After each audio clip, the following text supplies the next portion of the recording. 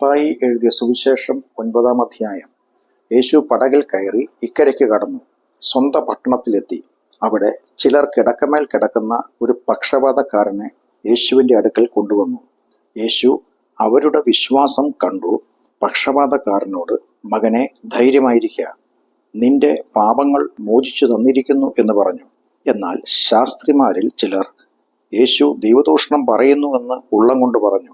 യേശുവോ അവരുടെ നിരൂപണം ഗ്രഹിച്ച്, നിങ്ങൾ ഹൃദയത്തിൽ ദോഷം നിരൂപിക്കുന്നത് എന്ത്? നിന്റെ പാപങ്ങൾ മോചിച്ചു തന്നിരിക്കുന്നു എന്ന് പറയുന്നതോ എഴുന്നേറ്റ് നടക്ക എന്ന് പറയുന്നതോ ഏതാകുന്നു എളുപ്പം എന്ന് ചോദിച്ചു. എങ്കിലും ഭൂമിയിൽ പാപങ്ങളെ മോചിപ്പാൻ മനുഷ്യപുത്രന് അധികാരമുണ്ട് എന്ന് നിങ്ങൾ അറിയേണ്ടതിന് യേശു പക്ഷപാതക്കാരനോട്, എഴുന്നേറ്റ് കിടക്കയെടുത്ത് വീട്ടിൽ പോക എന്ന് പറഞ്ഞു. അവൻ എഴുന്നേറ്റു വീട്ടിൽ പോയി. പുരുഷാരം അത് കണ്ട് ഭയപ്പെട്ടു. മനുഷ്യർക്ക് ഇങ്ങനെയുള്ള അധികാരം കൊടുത്ത ദൈവത്തെ മഹത്വപ്പെടുത്തി. യേശു അവിടെ നിന്ന് പോകുമ്പോൾ മത്തായി എന്നു പേരുള്ള ഒരു മനുഷ്യൻ ചുങ്കസ്ഥലത്തിരിക്കുന്നത് കണ്ടു. എന്നെ അനുഗമിക്ക എന്ന് അവനോട് പറഞ്ഞു. അവൻ എഴുന്നേറ്റ് യേശുവിനെ അനുഗമിച്ചു. യേശു വീട്ടിൽ ഭക്ഷണത്തിനിരിക്കുമ്പോൾ വളരെ ചുങ്കക്കാരും പാപികളും വന്ന് യേശുവിനോടും ശിഷ്യന്മാരോടും കൂടെ പന്തിയിലിരുന്നു. പരീശന്മാർ അത് കണ്ട് യേശുവിൻ്റെ ശിഷ്യന്മാരോട്, നിങ്ങളുടെ ഗുരു ചുങ്കക്കാരോടും പാപികളോടും കൂടെ ഭക്ഷിക്കുന്നത് എന്ത് എന്ന് ചോദിച്ചു. യേശു അത് കേട്ടാറെ, ദീനക്കാർക്കല്ലാതെ സൗഖ്യമുള്ളവർക്ക് വൈദ്യനെ കൊണ്ട് ആവശ്യമില്ല. യാഗത്തിലല്ല കരുണയിലത്രേ ഞാൻ പ്രസാദിക്കുന്നു എന്നുള്ളത് എന്ത് എന്ന് പോയി പഠിപ്പീൻ. ഞാൻ നീതിമാന്മാരെയല്ല പാപികളെ അത്രേ വിളിപ്പാൻ വന്നത് എന്ന് പറഞ്ഞു. യോഹന്നാന്റെ ശിഷ്യന്മാർ യേശുവിൻ്റെ അടുക്കൽ വന്നു. ഞങ്ങളും പരീശന്മാരും വളരെ ഉപവസിക്കുന്നു. അങ്ങയുടെ ശിഷ്യന്മാർ ഉപവസിക്കാത്തത് എന്ത് എന്ന് ചോദിച്ചു. യേശു അവരോട് പറഞ്ഞത്, മണവാളൻ കൂടെയുള്ളപ്പോൾ തോഴ്മക്കാർക്ക് ദുഃഖിപ്പാൻ കഴിയുകയില്ല. മണവാളൻ പിരിഞ്ഞു പോകേണ്ടുന്ന നാൾ വരും, അന്ന് അവർ ഉപവസിക്കും. കോടി തുണിക്കണ്ടം ആരും പഴയ വസ്ത്രത്തിൽ ചേർത്ത് തുന്നിമാറില്ല. തുന്നിച്ചേർത്താൽ അതുകൊണ്ട് വസ്ത്രം കീറും, ചീന്തൽ ഏറ്റവും വല്ലാതെയായി തീരും. പുതുവീഞ്ഞ് പഴയ തുരുത്തിയിൽ പകരുമാറില്ല. പകർന്നാൽ തുരുത്തി പൊളിഞ്ഞ് വീഞ്ഞ് ഒഴുകിപ്പോകും, തുരുത്തിയും നശിച്ചു പോകും.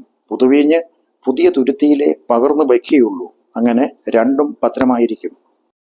യേശു ഇങ്ങനെ അവരോട് സംസാരിച്ചു കൊണ്ടിരിക്കുമ്പോൾ ഒരു പ്രമാണി വന്ന് യേശുവിനെ നമസ്കരിച്ചു. എൻ്റെ മകൾ ഇപ്പോൾ തന്നെ കഴിഞ്ഞുപോയി, എങ്കിലും അങ്ങ് വന്ന് അവളുടെ മേൽ കൈവച്ചാൽ അവൾ ജീവിക്കും എന്ന് പറഞ്ഞു. യേശു എഴുന്നേറ്റ് ശിഷ്യന്മാരുമായി അവൻ്റെ കൂടെ ചെന്നു. അന്ന് 12 സംവത്സരമായിട്ട് രക്തസ്രവമുള്ളൊരു സ്ത്രീ യേശുവിൻ്റെ വസ്ത്രം മാത്രം ഒന്ന് തൊട്ടാൽ എനിക്ക് സൗഖ്യം വരും എന്ന് ഉള്ളം കൊണ്ട് പറഞ്ഞു. പിറകിൽ വന്ന് യേശുവിൻ്റെ വസ്ത്രത്തിൻ്റെ തൊങ്ങൽ തൊട്ടു. യേശു തിരിഞ്ഞു അവളെ കണ്ടപ്പോൾ, മകളെ, ധൈര്യപ്പെടുക, നിന്റെ വിശ്വാസം നിന്നെ രക്ഷിച്ചു എന്ന് പറഞ്ഞു. ആ നാഴിക മുതൽ സ്ത്രീക്ക് സൗഖ്യം വന്നു. പിന്നെ യേശു പ്രമാണിയുടെ വീട്ടിൽ കടന്ന് കുഴലൂതുന്നവരെയും ആരവാര കൂട്ടത്തെയും കണ്ടിട്ട്, മാറിപ്പോകുവിൻ, ബാല മരിച്ചില്ലല്ലോ, ഉറങ്ങുന്നത്രേ എന്ന് പറഞ്ഞു. അവരോ യേശുവിനെ പരിഹസിച്ചു. യേശു പുരുഷാരത്തെ പുറത്താക്കി അകത്തു കടന്ന് ബാലയുടെ കൈ പിടിച്ചു. ബാല എഴുന്നേറ്റു. ഈ വർത്തമാനം ആ ദേശത്തൊക്കെയും പരന്നു. യേശു അവിടെ നിന്ന് പോകുമ്പോൾ 2 കുരുടന്മാർ, ദാവീദ് പുത്ര, ഞങ്ങളോട് കരുണ തോന്നണമേ എന്ന് നിലവിളിച്ചുകൊണ്ട് പിന്തുടർന്നു. യേശു വീട്ടിലെത്തിയപ്പോൾ കുരുടന്മാർ യേശുവിൻ്റെ അടുക്കൽ വന്നു. ഇത് ചെയ്യുവാൻ എനിക്ക് കഴിയുമെന്ന് വിശ്വസിക്കുന്നുവോ എന്ന് യേശു ചോദിച്ചതിന്, ഉവ്വ് കർത്താവേ എന്ന് അവർ പറഞ്ഞു. യേശു അവരുടെ കണ്ണു തൊട്ടു. നിങ്ങളുടെ വിശ്വാസം പോലെ നിങ്ങൾക്ക് ഭവിക്കട്ടെ എന്ന് പറഞ്ഞു. ഉടനെ അവരുടെ കണ്ണു തുറന്നു. പിന്നെ യേശു, നോക്കുവിൻ, ആരും അറിയരുത് എന്ന് അമർച്ചയായി കൽപ്പിച്ചു. അവരോ പുറപ്പെട്ട് ആ ദേശത്തിലൊക്കെയും യേശുവിൻ്റെ ശ്രുതിയെ പരത്തി.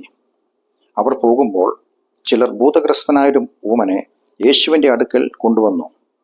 യേശു ഭൂതത്തെ പുറത്താക്കിയ ശേഷം ഊമൻ സംസാരിച്ചു.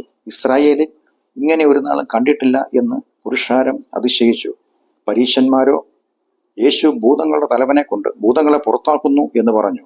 യേശു പട്ടണം തോറും ഗ്രാമം തോറും സഞ്ചരിച്ച് അവരുടെ പള്ളികളിൽ ഉപദേശിച്ച് രാജ്യത്തിൻ്റെ സുവിശേഷം പ്രസംഗിക്കുകയും സകലവിധ ദീനവും വ്യാധിയും സൗഖ്യമാക്കുകയും ചെയ്തു. യേശു പുരുഷാരത്തെ ഇടയനില്ലാത്ത ആടുകളെ പോലെ കുഴഞ്ഞവരും ചിന്നിയവരുമായി കണ്ടിട്ട് അവരെക്കുറിച്ച് മനസ്സലിഞ്ഞു. തൻ്റെ ശിഷ്യന്മാരോട്, കൊയ്ത്ത് വളരെയുണ്ട്, സത്യം വേലക്കാരോ ചുരുക്കം. ആകയാൽ കൊയ്ത്തിൻ്റെ യജമാനനോട് കൊയ്ത്തിലേക്ക് വേലക്കാരെ അയക്കേണ്ടതിന് അപേക്ഷിപ്പിൻ എന്ന് പറഞ്ഞു.